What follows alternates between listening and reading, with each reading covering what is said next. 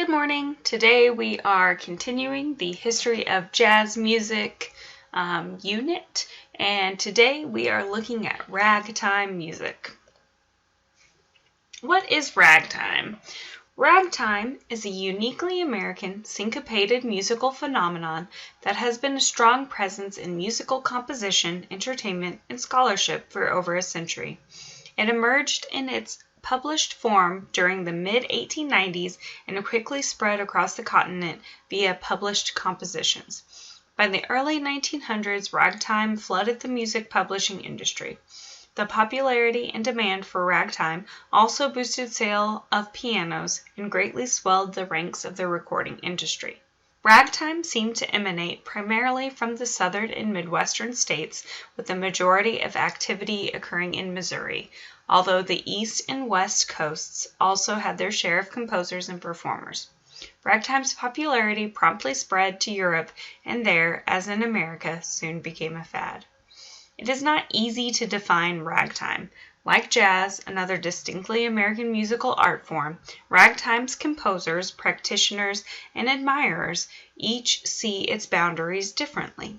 However, these groups are distinguished by subgroups of purists who generally agree on and stand by a precise definition. Ragtime, the word, probably began life as a description of musical meter and certainly preceded the advent of the music of Joplin, Scott, and others. It was part of the late 19th century lexicon to use time as a suffix to describe a kind of music by the characteristics of its rhythm. For instance, waltzes were referred to as being in waltz time. March time and jig time also describe the meter, basic rhythm, and function of style. Almost certainly, however, the term is a contraction for ragged time, denoting a style of playing piano or banjo where the melody is broken up into short syncopated rhythms. Taking a simple, conventional, and syncopated melody and breaking up the rhythm was known as ragging. Therefore, the resulting music was said to be in ragged time. The characteristics of ragtime. It's written for piano, generally in duple meter, highly syncopated treble lead, rhythmically steady bass, and usually composed in 3 or 4 contrasting sections, each one being 16 to 32 measures in length. So today we're listening to Maple Leaf Rag by Joplin.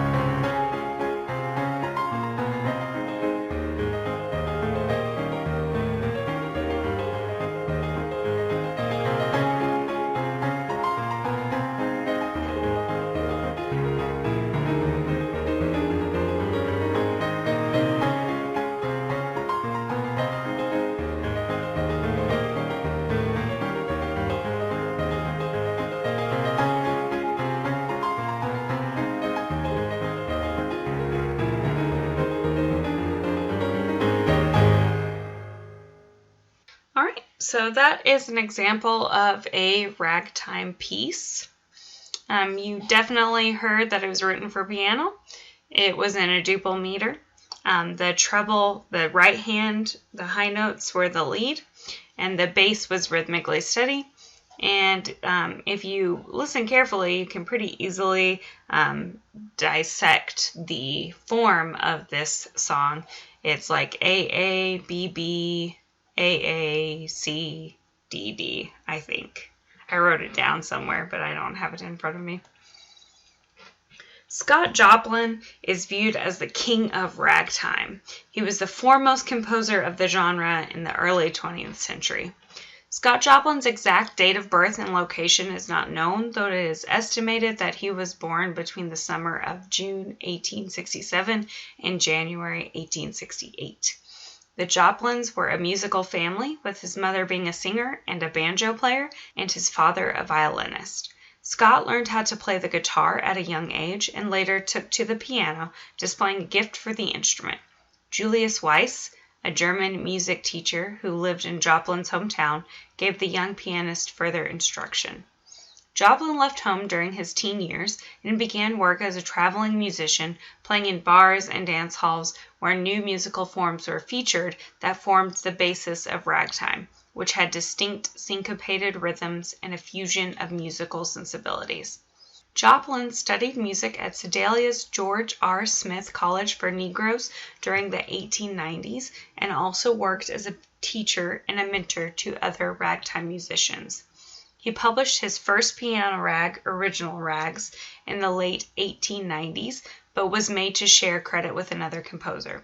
Joplin then worked with a lawyer to ensure that he would receive a 1-cent royalty of every sheet music copy sold of his next composition, the Maple Leaf Rag, which is the one we just heard.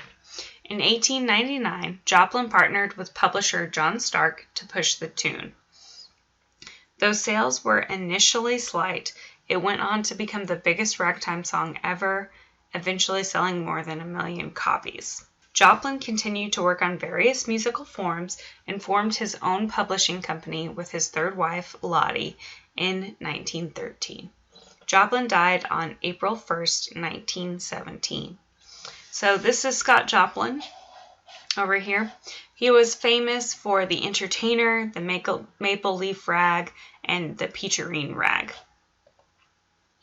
So this is the Entertainer.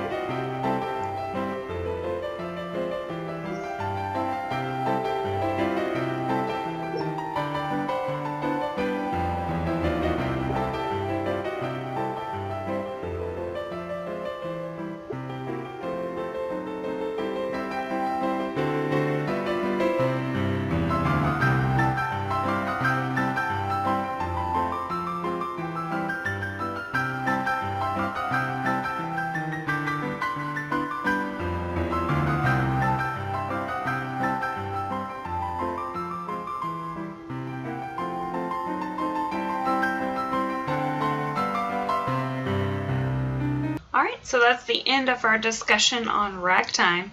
I hope you have a better idea of what ragtime music is. Have a great day.